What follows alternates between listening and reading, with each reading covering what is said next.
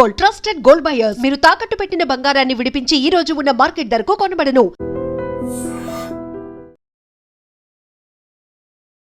బంగ్లాదేశ్లో పరిస్థితులు రోజురోజుకు దిగజారిపోతున్నాయి. హింస, విధ్వంసం, దహనాల కేసులు ప్రతిరోజు నమోదవుతున్నాయి. మాజీ ప్రధాని షేక్ హసీనా మాత్రం భారత్ మాత్రమే బంగ్లాదేశ్ నిజమైన శ్రేయస్సు కోరుకునే దేశంగా తనెందుకు అభివర్ణిస్తున్నారు? హిందువులు మైనారిటీలుగా ఉన్నారు, వారి మీద అటాక్లు అవుతున్నాయి. ఎంబసీల మీద, అంబాసిడర్ల మీద కూడా తీవ్రమైనటువంటి వ్యతిరేకత ఎందుకని కనిపిస్తుంది, అది కూడా భారతదేశం పట్ల. బేసిక్లీ బంగ్లాదేశ్ ఒక పాకిస్తాన్ వర్షన్ 2.0గా తయారవుతున్నారు. వాళ్ళకి పొలిటికల్ స్టెబిలిటీ లేదు వాళ్ళ దగ్గర. ఇప్పుడు now it's all about drones, technology, missiles అట్లా నడుస్తుంది.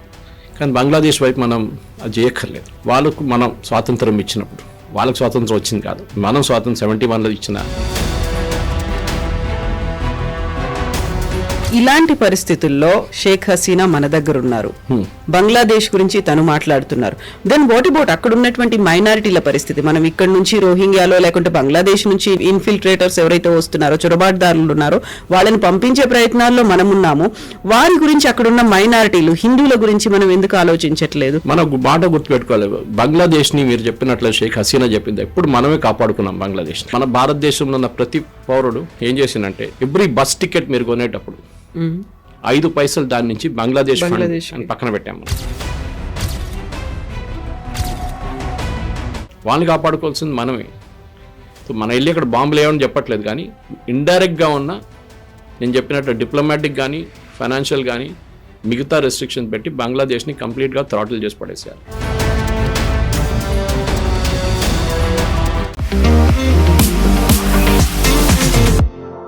నమస్తే, నేను Kavitha. Welcome to I dream news and నిజాలు.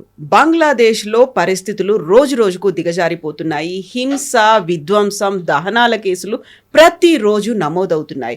మైనారిటీలే టార్గెట్ల ఈ దాడులు ఎందుకని జరుగుతున్నాయి? ఇంట్రెస్టింగ్లీ మాజీ ప్రధాని షేక్ హసీనా మాత్రం భారత్ మాత్రమే బంగ్లాదేశ్ నిజమైన శ్రేయస్సు కోరుకునే దేశంగా తనెందుకు అభివర్ణిస్తున్నారు? అక్కడున్నటువంటి బంగ్లాదేశీల్లో మాత్రం భారతదేశం పట్ల అంత తీవ్ర స్థాయిలో విముఖత, వ్యతిరేకత ఎందుకు వ్యక్తమవుతోంది? మనతో పాటుగా ఉన్నారు సీనియర్ జర్నలిస్ట్ సురేష్ కొచ్చదిల్ గారు. సార్ నమస్తే. మనం గతంలో మాట్లాడుకున్నాం బంగ్లాదేశ్ గురించి. దానికంటే కూడా ఎక్కువగా ఈ మధ్యన కేసులు అనేవి నమోదవుతున్నాయి. అందులోనూ పర్టికులర్గా అక్కడ హిందువులు మైనారిటీలుగా ఉన్నారు, వారి మీద అటాక్లు అవుతున్నాయి. ఎంబసీల మీద, అంబాసిడర్ల మీద కూడా తీవ్రమైనటువంటి వ్యతిరేకత ఎందుకని కనిపిస్తుంది, అది కూడా భారతదేశం పట్ల. బేసిక్లీ బంగ్లాదేశ్ ఒక పాకిస్తాన్ వర్షన్ 2.0గా తయారవుతున్నారు. నేను ఇది డెలిబరేట్గా చెప్తున్నాను, ఎందుకంటే పాకిస్తాన్ ఒక రిలీజియస్ థియోక్రాటిక్ స్టేట్ అంటారు ఇంగ్లీష్లో. ఆఫ్ఘనిస్తాన్ లాగా.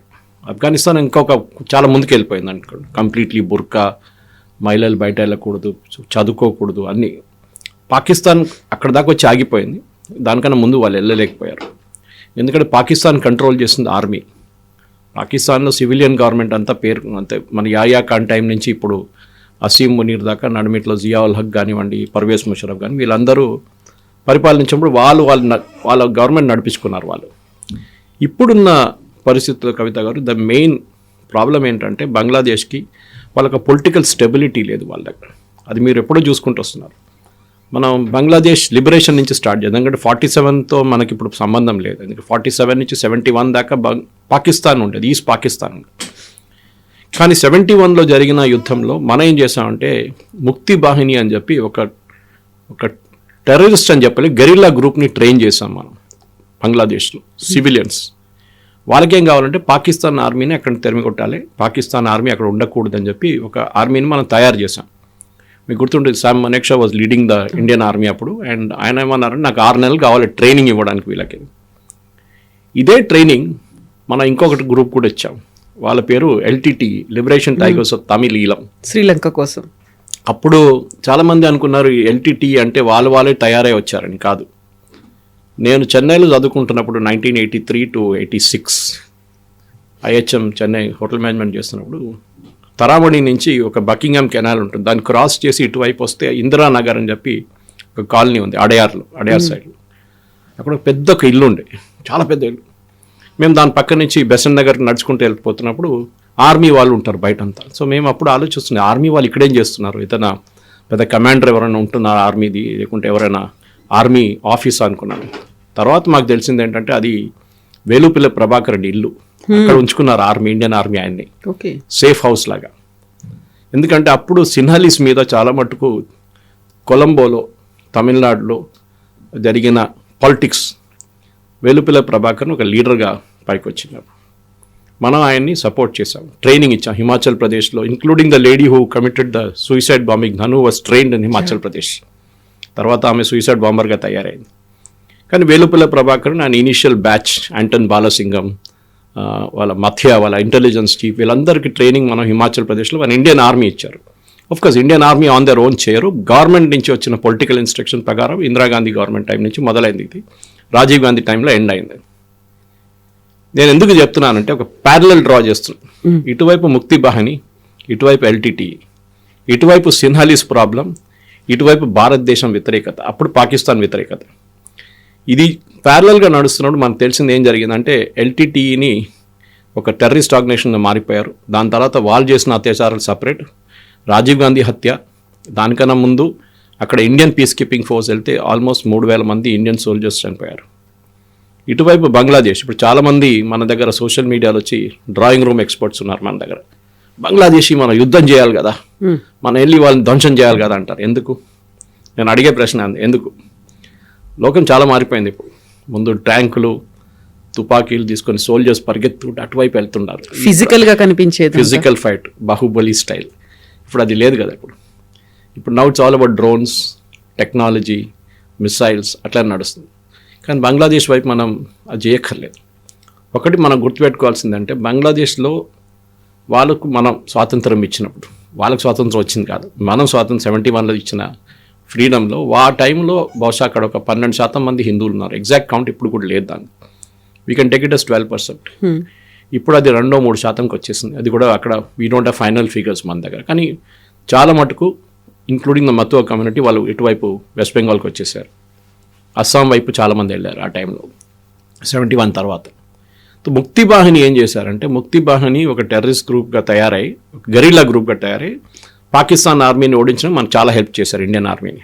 దాని తర్వాత ఫ్రీడమ్ మూమెంట్ తర్వాత వాళ్ళ షేక్ ముజిబుర్ రహమాన్ ప్రైమ్ మినిస్టర్ అయిన తర్వాత వాళ్ళకి స్కాలర్షిప్లు ఇవ్వడం మొదలుపెట్టారు. అంటే వీళ్ళ పిల్లలకి ఉద్యోగాల్లో రిజర్వేషన్ ఇవ్వడం మొదలుపెట్టారు. ఫ్రీడమ్ ఫైటర్స్ మన దగ్గర కూడా బ్రిటిష్ వాళ్ళ వ్యతిరేకంగా పోరాడిన వాళ్ళందరినీ మనం ఫ్రీడమ్ ఫైటర్స్గా గుర్తించి వాళ్ళకి పెన్షన్ కానివ్వండి, వాళ్ళ పిల్లలకి రిజర్వేషన్ మిగతా అన్నీ మనం కల్పించాం. Same thing happened in Bangladesh. దాని వ్యతిరేకంగానే స్టూడెంట్ ప్రొటెస్ట్ జరిగింది, మనం చూసాం. షేక్ హసీనా వ్యతిరేకంగా బేసిక్లీ ఒక American sponsored George Soros funded campaign ఉండేది.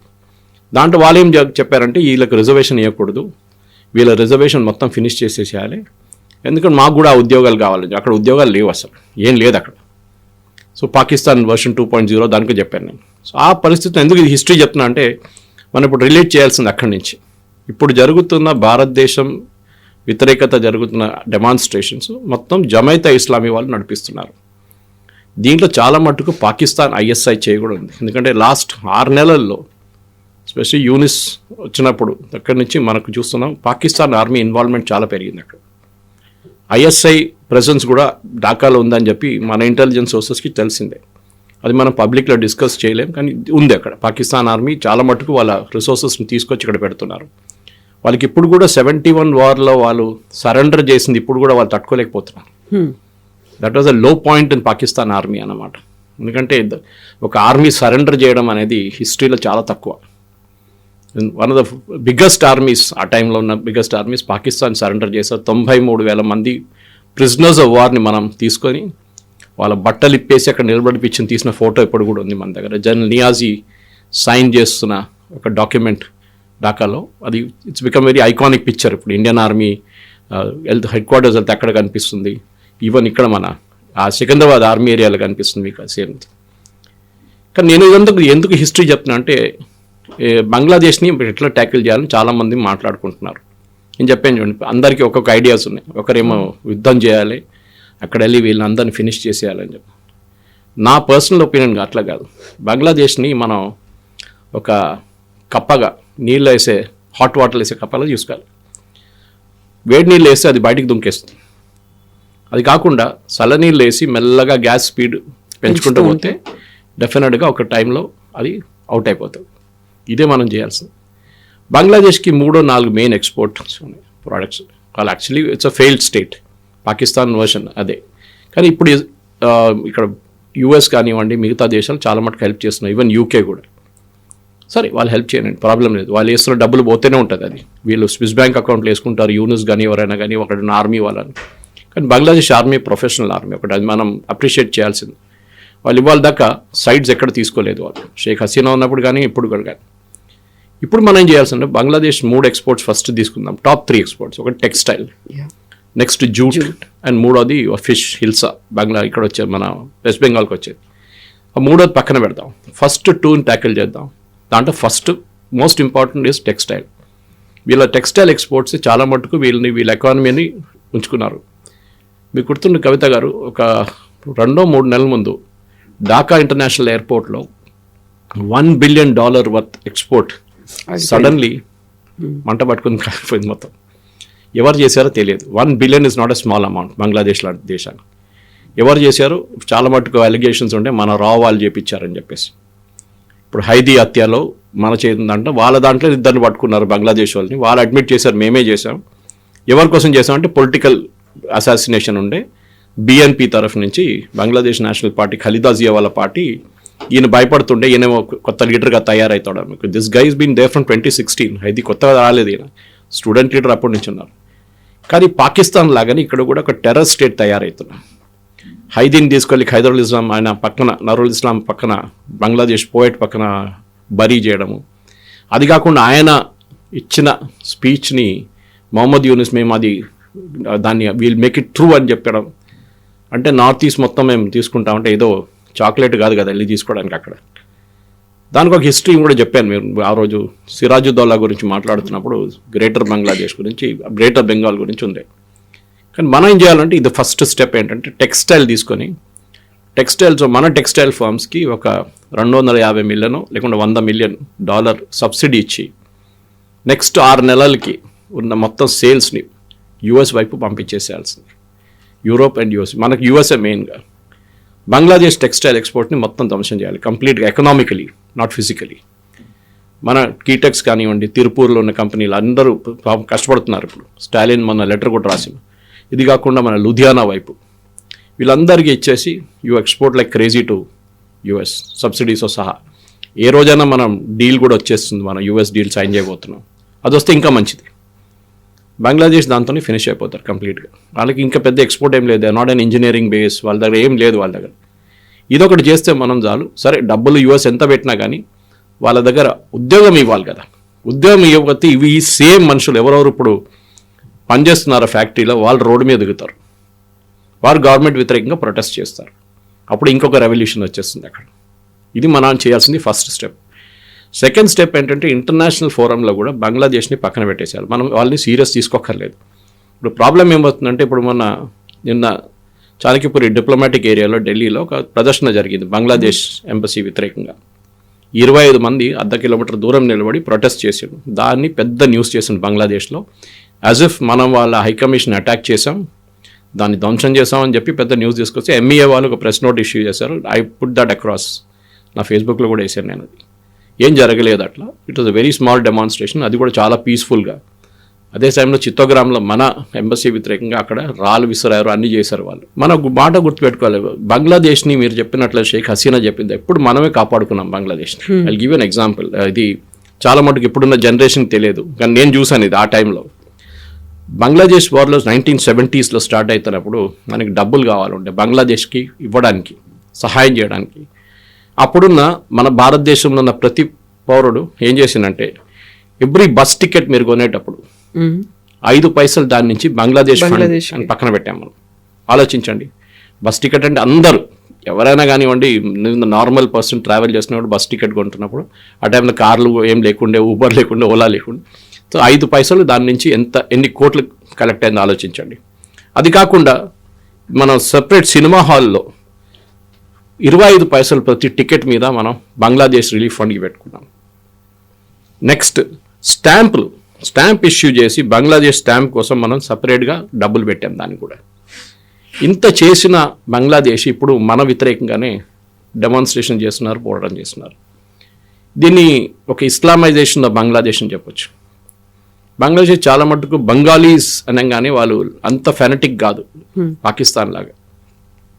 కానీ పాకిస్తాన్ మనకు తెలిసింది వై ఈస్ట్ పాకిస్తాన్ సపరేట్గా వెళ్ళిపోయింది, బంగ్లాదేశ్గా తయారైందంటే పాకిస్తాన్ జనరల్స్ అంటే టాప్ లెవెల్ మిలిటరీ ఆఫీసర్స్ అందరు చూసుకుంటే వీళ్ళందరూ పంజాబీస్. పాకిస్తాన్ వైపు నుంచి, పాకిస్తాన్ పంజాబ్ నుంచి వచ్చేటోళ్ళందరూ, పర్వేజ్ ముషరఫ్ నుంచి అందరు. వీళ్ళు ఏం చేశారంటే అక్కడ వెళ్ళి ఢాకాలు వెళ్ళి అక్కడ వెళ్ళి యూనివర్సిటీలో చాలా మటుకు వాళ్ళ పిల్లల్ని చంపేసినప్పుడు అక్కడ పెద్ద ప్రొటెస్ట్ నడిచింది ఆ టైంలో. ఇప్పుడు వర్షన్ 2.0లో కూడా అదే జరగబోతుంది. మనం స్లోగా మెల్లగా ఆడుకుని పోతే బంగ్లాదేశ్ వైపు ఇంకొక 6 నెలల్లో, ఎందుకంటే 2 మేజర్ ఈవెంట్స్ జరగబోతుంది బంగ్లాదేశ్లో. ఒకటి ఎలక్షన్, దాంట్లో ఒకటే major political party as of now BNP, Bangladesh national party. Sheikh Hasina party వాళ్ళైతే డిస్క్వాలిఫై అయిపోయారు. అది కాకుండా ఇటువైపు ఏమో ఇప్పుడు BNPలో కూడా Khaleda Zia is critical ill, ఆమె ఉంటుందో లేదో తెలియదు, వాళ్ళ కొడుకు is now in charge of the party. అది కాకుండా ఒక రెఫరెండం మనం మాట్లాడాము అనుకుంటాను నేను, రెఫరెండం గురించి ఒక రెఫరెండం పెడుతున్నారు. దాంట్లో 12 పాయింట్స్ ఉన్నాయి. మీకు ఎట్లాంటి గవర్నమెంట్ కావాలి, అది ఇది, లోవర్ హౌస్, ప్రెసిడెంట్ ఎట్లా ఎలక్ట్ చేయాలి, పార్లమెంట్ పవర్స్ ఉంటుంది, ప్రైమ్ మినిస్టర్ పవర్, అన్నిటి చేసి మీకు ఎస్ అండ్ నో ఆప్షన్ ఇచ్చారు అంతే. ప్రతి ప్రశ్నకు కాదు, మొత్తం అన్ని 12 ప్రశ్నలకి ఒక ఎస్ అండ్ నో అని చెప్పాలి. మీకు 11 నచ్చవచ్చు, 12 నచ్చకపోతే కూడా మీరు కొట్టాల్సిందే. సో అదొక జరుగుతుంది. ఇది 2 జరగకపోతే then again Bangladesh will go back into chaos. ఎందుకంటే ఒక కేర్ టేకర్ ప్రైమ్ మినిస్టర్ కూడా కాదు, కేర్ టేకర్ అడ్వైజర్గా పనిచేస్తున్న మహమ్మద్ యూనిస్ని దేశాన్ని ఆయన కంట్రోల్ చేయలేకపోతున్నారు. అక్కడ బేసిక్లీ CIA వాళ్ళు, ISA వాళ్ళు ఆడుకుంటున్నారు. CIA వాళ్ళ గేమ్ సపరేట్. వాళ్ళకి చైనాని కంట్రోల్ చేయడానికి చైనా మీద ఉన్న లిజనింగ్ పోస్ట్గా బంగ్లాదేశ్ని వాడుకుంటున్నారు. ఎస్పెషల్లీ నార్దర్న్ బంగ్లాదేశ్ నుంచి అరుణాచల్ పైప్ నుంచి చైనా అక్కడి నుంచి నడిపిస్తున్న ఫ్లైట్లు అన్నీ ట్రాక్ చేయడానికి బంగ్లాదేశ్ని యూజ్ చేస్తున్నారు. సదర్న్ బంగ్లాదేశ్ నుంచి బే ఆఫ్ బెంగాల్ నుంచి మలకా స్ట్రేట్ నుంచి చైనీస్ షిప్స్ అక్కడిక్కడ తిరుగుతుంది, దాన్ని ట్రాక్ చేయడానికి చేస్తున్నారు. మనం బహుశా దీనికన్నా ముందు ఒక ఇంటర్వ్యూలో నేను చెప్పినాను, కోకో ఐలాండ్స్ గురించి మాట్లాడాలనుకుంటున్నాను. Coco Islands is also very important. అక్కడ చైనీస్ కూర్చున్నారు అక్కడ. ఇటువైపు మయన్మార్లో 2 పోస్టులు వీళ్ళు మన US మెయింటైన్ చేసుకుంటున్నారు. అక్కడి నుంచి కూడా వాళ్ళు they are watching Malacca strait, చాలా ఇంపార్టెంట్ ఛానల్ అన్నమాట. ఆయిల్ చాలా మటుకు వరల్డ్లో 40% ఆయిల్ అక్కడి నుంచే మూవ్ అవుతుంది. చైనీస్ షిప్స్ కూడా అక్కడ ఉంటుంది. సో ఓవరాల్ పొలిటికల్ సెనారీ చూస్తే బంగ్లాదేశ్ని ఒక వ్యాసల్ స్టేట్ అంటాం మనం, అంటే ఒక యూజ్ చేసుకుంటున్నాం వాళ్ళని. US వాళ్ళు ఫుట్బాల్ ఆడుకుంటున్నారు వాళ్ళతో. ఏ రోజు వాళ్ళకి బంగ్లాదేశ్తో పని లేదు ఆ రోజు పడేసి వెళ్ళిపోతారు వాళ్ళు. ఆఫ్ఘనిస్తాన్ లాగానే, ఆఫ్ఘనిస్తాన్ నుంచి పారిపోయారు. సోవియట్స్ వెళ్ళిపోయిన తర్వాత ఆఫ్ఘనిస్తాన్లో USకి అక్కడ ఉండడానికి అసలు అవసరం లేదు అక్కడ. సో వాళ్ళు అక్కడ ఎక్విప్మెంట్ కూడా పెట్టేసి అన్ని పెట్టేసి పారిపోయారు అక్కడి నుంచి. బంగ్లాదేశ్లో కూడా అదే జరగబోతుంది. కానీ పాకిస్తాన్ చూసుకోవాలి మనం చాలా కేర్ఫుల్గా. ఎస్పెషలీ వాళ్ళు ఎయిర్ బేసెస్ బిల్డప్ చేయడం కానీ, వాళ్ళు బంగ్లాదేశ్ ఆర్మీకి ట్రైనింగ్ ఇచ్చేది కానీ, బంగ్లాదేశ్ ఆర్మీకి ఆయుధాలు ఇచ్చేది మొత్తం మనం డెఫినెట్గా మన వాళ్ళు చూస్తున్నారు, చెక్ చేస్తున్నారు. చేయాల్సినంత చేసినాం. మనం పబ్లిక్ ఫోరంలో కూడా మాట్లాడి మనకు కూడా చాలా తక్కువ తెలుసు దాని గురించి.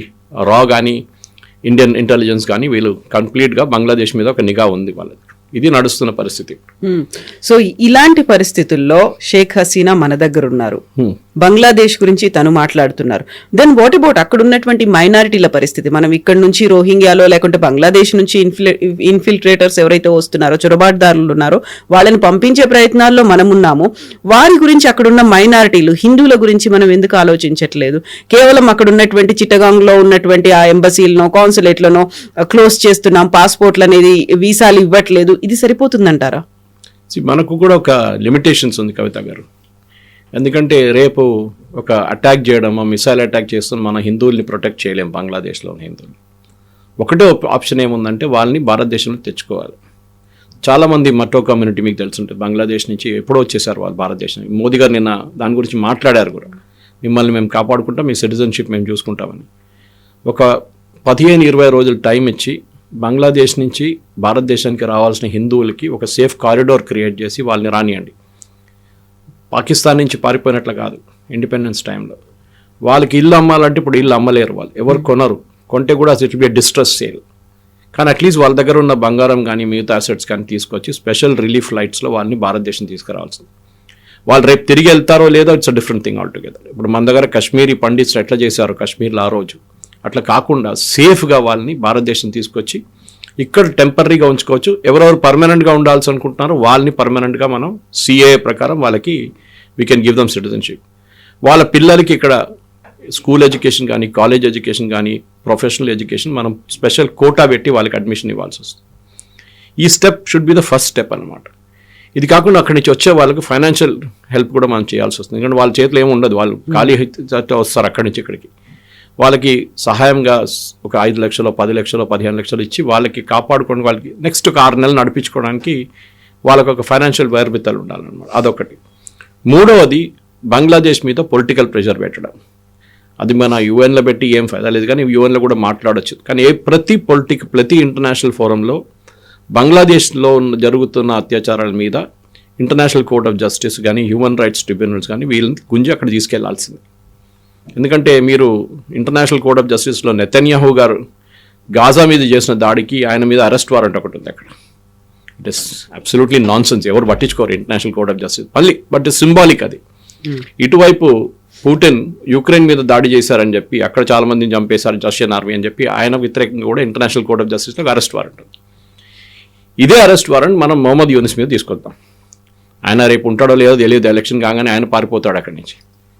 Okay, but in the mean time ఒక సైకలాజికల్ ప్రెషర్గా బంగ్లాదేశ్ మీద ఇంటర్నేషనల్ కోర్ట్ ఆఫ్ జస్టిస్లో తీసుకెళ్ళి అక్కడ మన లాయర్ని పంపించి, హరీష్ సాల్వే లాంటి వాళ్ళని పంపించి ఆర్గ్యూ చేసి we should issue an arrest warrant for killing of Hindus. ఇది ఒకటి. ఇంటర్నేషనల్ వార్ క్రైమ్ ట్రిబ్యునల్స్ ఇప్పుడు తీసుకురాలి, ఎందుకంటే వార్ పరిస్థితి లేదు ఇప్పుడు. అది కాకుండా మీరు అడిగిన ప్రశ్నకి లాస్ట్ రోహింగ్యాలు అయితే మయన్మార్ నుంచి వచ్చారు. So we have separate category వాళ్ళు. భారతదేశంలో ఉన్న ప్రతి బంగ్లాదేశ్ని ఐడెంటిఫై చేసి స్పెషల్ డిటెన్షన్ క్యాంప్లో వేసేయాలి ఇప్పుడు అర్జెంటుగా. ఫస్ట్ అదొక మెసేజ్ వెళ్తుంది బంగ్లాదేశ్కి, దట్ మీ వాళ్ళందరూ ఇక్కడ మా దగ్గర ఉన్నారు. నిన్ననే 19 మందిని మనం పుష్ చేసాం across the border. Bangladesh guards accept చేయలేదు వాళ్ళని. వీళ్ళని అస్సాంలో ట్రిబ్యునల్స్ డిటెక్ట్ చేసిన వాళ్ళని 19 మందిని మనం పుష్ చేసి బంగ్లాదేశ్ వైపు పంపించేసాం. ఇప్పుడు నేను చెప్తున్నాను కవిత గారు, మినిమం ఒక నా అంచనా ప్రకారం, I may be wrong but I may be partially right, ఒక 50 లక్షల నుంచి 1 కోటి మంది బంగ్లాదేశ్ వాళ్ళు భారతదేశంలో ఉన్నారు.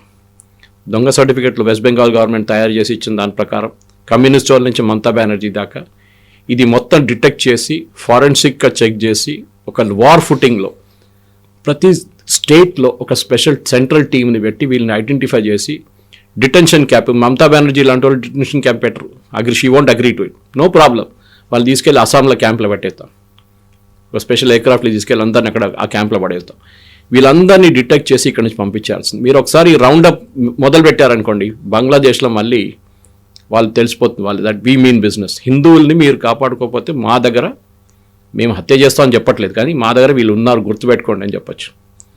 ఇంటర్నేషనల్ పాలిటిక్స్లో చాలా కేర్ఫుల్గా ఆడాల్సి వస్తుంది. ఎందుకంటే కొంచెం అక్కడిక్కడ చేస్తే మన మీద అదే ఆరోపణలు వస్తాయి, దట్ మనం కూడా చంపేసాం వీళ్ళని. యాజ్ ఇట్ ఈస్ మనకు తెలిసిందే, యూపీలో బీహార్లో రాజస్థాన్లో ఏదో చిన్న ఘటన జరిగితే చాలు, ఆవుని తీసుకుపోతున్న మనిషిని ఆవుని పట్టుకొని చంపేశారంటే ఫినిష్. అది పెద్ద మన సెక్యులర్ మీడియాలో పెద్ద న్యూస్ అయిపోతుంది. ఇంటర్నేషనల్ లెవెల్లో అల్ జజీరా కానీ బీబీసీ కానీ వీళ్ళందరూ కవర్ చేస్తారు దాన్ని. కానీ ఇప్పుడు జరిగిన ఈ హిందూ దీపుని చంపిన దాంట్లో ఒక్క ఇంటర్నేషనల్ మీడియా కూడా దాని గురించి మాట్లాడలేదు. మన దగ్గర ఉన్న సోకాల్డ్ సెక్యులర్ మీడియా దాని గురించి మాట్లాడలేదు. ట్వీట్ చేస్తున్న చాలామంది ఉన్న రాహుల్ గాంధీ నుంచి ప్రియాంక వాద్రా వీళ్ళెవ్వరు దాని గురించి మాట్లాడలేదు. Deepu should become a example. మన చాలామంది మన ఫేస్బుక్లో అక్కడిక్కడ క్యారీ చేస్తున్నాం ఆయన ఫోటో, కానీ ఆయన ఫోటో తీసుకొని we should make it an international. గాజాలో వీళ్ళు ఎట్లా చేశారు, all eyes on Gaza, it should be all eyes on Hindus in Bangladesh. ఇది మనం చేయాల్సింది. And this should happen immediately. India వైపు నుంచి డిప్లొమాటిక్ ప్రెషర్ పెట్టడం, ఇండియా వైపు నుంచి పొలిటికల్ ప్రెషర్ పెట్టడం, ఇండియా వైపు నుంచి మిలిటరీ ప్రెషర్ పెట్టడం. మిలిటరీ ప్రెషర్ ఎట్లా అంటే, మనం బే ఆఫ్ బెంగాల్లో మన షిప్స్ని దింపాల్సింది. ఒక ఎయిర్క్రాఫ్ట్ క్యారియర్ మనం బే ఆఫ్ బెంగాల్లో పెట్టుకుందాం. పాకిస్తాన్ నుంచి వస్తున్న ఏదైనా షిప్ ఉంటే, ఆయుధాలు తీసుకొస్తున్న షిప్ ఉంటే దాన్ని ఆపాలి. మనం లీగలీ ఆపలేం, కానీ ఏదైనా చిన్న గేమ్లు ఆడొచ్చు వాళ్ళతో. You can always refuse port of entry. అక్కడ ఏదైనా చిన్న పనులు చేయొచ్చు, సబ్మెరీన్ తీసుకొచ్చి కొంచెం దమ్కి ఇవ్వచ్చు వాళ్ళని. కానీ చేయాల్సింది ఇది. But they can bring it through an aircraft. వాళ్ళు మన షిప్ కాకుండా వాళ్ళు ప్లేన్లో తీసుకొస్తారు పాకిస్తాన్ వైపు. ప్రతి దాన్ని మనం అడ్డుకోవాల్సింది. ఒక గేమ్ ఆఫ్ చెస్ లాగా ఒక మూవ్ వాళ్ళు చేస్తే మనం కూడా ఒక మూవ్ చేయాల్సి, కౌంటర్ మూవ్ చేయాలి. ఇక్కడ ఇది చేస్తే కవిత గారు డెఫినెట్గా వచ్చే ఒక నెల లోపల యూనిస్ మీద చాలా పెద్ద ప్రెషర్ రాబోతుంది. అండ్ డెఫినెట్గా బంగ్లాదేశ్ నుంచి వచ్చే ప్రతి మెడికల్ వీసాని డినై చేయాలి మనం. సరే, హ్యూమానిటేరియన్ కన్సిడరేషన్, పాపం చిన్న పాప, హార్ట్ ప్రాబ్లం, సారీ మీరు హైదీని సింగపూర్ పంపించారు కదా, మెడికల్ అంబులెన్స్ పెట్టి కోట్లు ఖర్చు చేసి, వీళ్ళని కూడా సింగపూర్ పంపించండి. లేకుండా మీకు ఉన్నారు కదా మిడిల్ ఈస్ట్లో చాలామంది ఇస్లామిక్ కంట్రీస్, అక్కడ పంపించండి ఆపరేషన్. భారతదేశంకి ఎందుకు వస్తున్నారు? Please take them there. We will not take any visa. చిటగాంగ్లో యాసిటీస్ బంద్ చేసేసాం మన ఎంబసీ అక్కడ. మిగతా కూడా వీసా ఫ్రమ్ బంగ్లాదేశ్ జీరో, కంప్లీట్గా బంద్ చేసి పడేసేయాలి. They should be no more visa to any Bangladeshi to India. ఉన్నోళ్ళని నేను చెప్పాను చూడండి, ఉన్నోళ్ళు అందరూ పంపించాలి. భారతదేశంలో లీగల్గా ఉంటున్న బంగ్లాదేశీలను కూడా we should send dum back to Bangladesh. So అట్లాంటప్పుడు క్రైసిస్ అనేది వస్తుంది. మనం మన దగ్గరికి వచ్చిన వాళ్ళని పంపించేస్తున్నాము. ఎవరైతే పొలిటికల్ గా వచ్చారో వాళ్ళని మనం కాపాడుకుంటున్నాం చాలా ప్రొటెక్టెడ్ గా, చాలా సెక్యూర్డ్ గా. జస్ట్ లైక్ షేక్ హసీనా తను చెప్తున్నటువంటి మాట కూడా బంగ్లాదేశ్ శ్రేయస్సు కోరుకుంటుంది, భారతదేశం ఎప్పటికైనా ముడిపడి ఉంటుంది శ్రేయస్సుతో అనేది. ఇలాంటి మాటలు మాట్లాడినప్పుడు మీరేమో అక్కడ ఉన్నటువంటి మైనారిటీలు హిందువుల్ని మనం తీసుకురావాలి అంటారు. దెన్ వాట్ అబౌట్ ఇక్కడ ఉన్నటువంటి మైనారిటీల మీద అట్రాసిటీస్ జరుగుతున్నాయి, వాళ్ళ మీద అటాక్స్ జరుగుతున్నాయి, లేకుంటే లించింగ్ అనేది, మాబ్ లించింగ్ ఇవన్నీ ఉన్నాయి. వాళ్ళకు ఉంటాయి కదా ఒక హక్కులు అనేవి ఉంటాయి, వాటినేమో మీరు పట్టించుకోవట్లేరు. కాకుంటే ఇంకెక్కడో పక్క దేశంలో జరుగుతున్న వాటి గురించేమో మనం ఎందుకు ఆలోచించాలి అనే వాదన. భారతదేశంలో జరుగుతున్న ప్రతి లించింగ్, సోకాల్డ్ లించింగ్ లేకుంటే సోకాల్డ్ మైనారిటీ అటాక్స్ని ఒక సిస్టమ్ ఉంది మన దగ్గర, ఒక లీగల్ సిస్టమ్ ఉంది. ముందు ఐపీసీ అంటుండే, ఇప్పుడు బిఎన్ఎస్ అంటారు దాన్ని. మీరు చూసుంటారు ప్రతి కేసులో. కానీ పల్గార్ సాధుస్ని చంపినప్పుడు అక్కడ ఏం చెప్పలేదే, ఎవరు దాని గురించి మాట్లాడలేదు. హిందువుల మీద అత్యాచారాలు జరిగితే ఎవరు దాని గురించి ట్వీట్ చేయరు, మాట్లాడరు. కానీ ఒక అఖ్లాక్ మీద జరిగిన అత్యాచారాలు కానీ ఇమ్మీడియట్గా ఇంటర్నేషనల్ మీడియా లెవెల్లో అది ఒక పెద్ద అటెన్షన్ సీకర్గా వచ్చేస్తుంది. డెఫినెట్గా ప్రతి హ్యూమన్ లైఫ్ ఇస్ వాల్యుబుల్, దాంట్లో డౌటే లేదు. కానీ వన్ వే ట్రాఫిక్ ఉండకూడదు. They should B traffic both ways. ఇది బంగ్లాదేశ్లో ఒకటి జరుగుతుంటే ఎవరు మాట్లాడలేదే. అల్ జజీరా కానీ, బీబీసీ కానీ, మిగతా సోకాల్డ్ ఇంటర్నేషనల్ ఛానల్స్ మన వైపు ఎందుకు వస్తున్నారు అందరూ? ఇక్కడున్న ప్రింట్ కానీ, స్క్రాల్ కానీ, క్వింట్ కానీ, లెఫ్టిస్ట్ మీడియాలు అందరూ ఉన్నారు. మొత్తం ఎంత రాస్తారు, పెద్ద పెద్ద రాస్తారు. అరుంధతి రాయ్ లాంటి వాళ్ళు ట్వీట్ చేస్తారు. ఇది it's two way traffic. International పాలిటిక్స్లో మీరు ఆలోచించండి, గాజా ప్రెషర్ ఎంత తట్టుకున్నారు ఇజ్రాయెల్ వాళ్ళు. వాళ్ళ మీద ఎంత ఆరోపణలు చేశారు, అక్కడ తీసుకెళ్లారు, ఇక్కడ తీసుకెళ్లారు. ఇంటర్నేషనల్ మీడియాలో కండమ్నేషన్ డైలీ, మీరు ఇంతమంది మహిళలు చంపుతున్నారు, పిల్లలు చంపుతున్నారు అని చెప్పి. Israel didn't bother. వాళ్ళకి అసలు మీరు ఏం కావాలని చేసుకోని చెప్పారు వాళ్ళు. ఇది కూడా అంతే. We should ensure that we should stand up to that pressure అన్నమాట. వాళ్ళు ఏమైనా చేసుకోనండి, వీ విల్ నాట్ అలౌ. భారతదేశం మన దగ్గర ఉన్న రైట్స్ మనం కాపాడుకోవాలి. మన ప్రజలు అక్కడ ఉన్న హిందువుల్ని, దానికోసం సిఏఏ తీసుకొచ్చినప్పుడు ఎందుకు వ్యతిరేకించారు కాంగ్రెస్ వాళ్ళు, కమ్యూనిస్ట్ వాళ్ళు, ముస్లిం లీగ్ వాళ్ళు, ఓవైసీ లాంటి వాళ్ళు ఎందుకు వ్యతిరేకిస్తారంటే అక్కడున్న హిందువులు అక్కడ జావనియండి అంటున్నారు వాళ్ళు. వాళ్ళు ఇక్కడ తీసుకురాకూడదు, ముస్లిం తీసుకురావాలంటే అక్కడ. అరే మనం వాళ్ళకి దేశం ఇచ్చారా నాయన? ఇచ్చిన తర్వాత మళ్ళీ మనం తీసుకురావాలని వాళ్ళని ఇక్కడ. అక్కడున్న హిందూ, జైన్స్, బుద్ధిస్ట్, క్రిస్టియన్స్, పార్సీస్ వీళ్ళు ఎవరు ఉంటే వాళ్ళని ఇక్కడ మనం భారతదేశం తీసుకొచ్చి we will give them citizenship.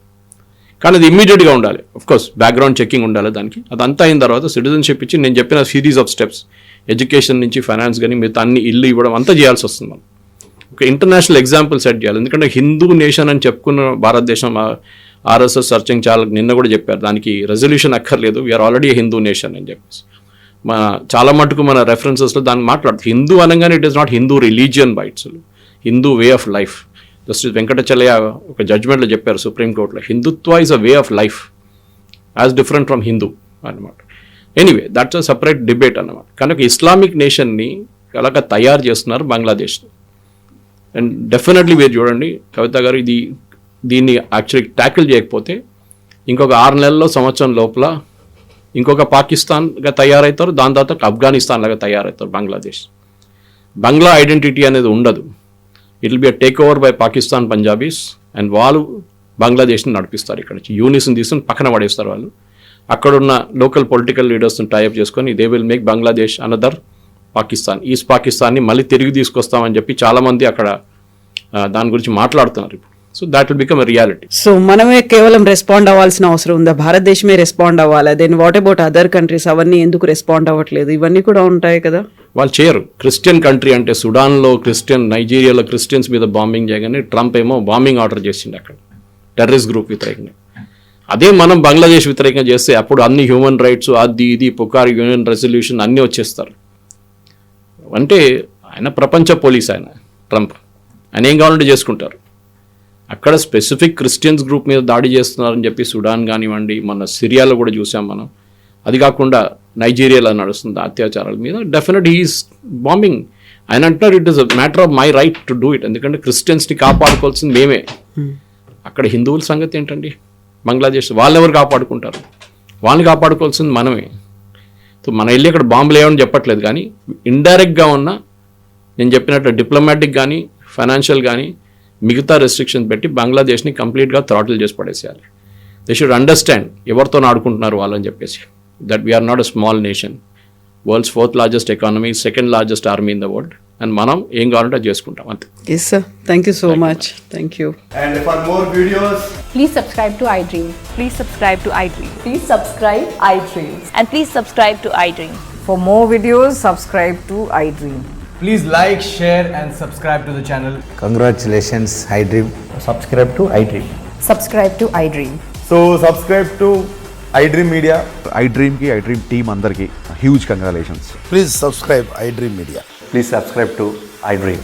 Subscribe iDream. Please subscribe to iDream. iDream అంటే నా కళల ఛానల్ సబ్స్క్రైబ్ చేసుకున్న నోరు తిరుగుతలేదు, మీరైతే గంట గుర్తు కొట్టండి. For more such videos, please subscribe to iDream.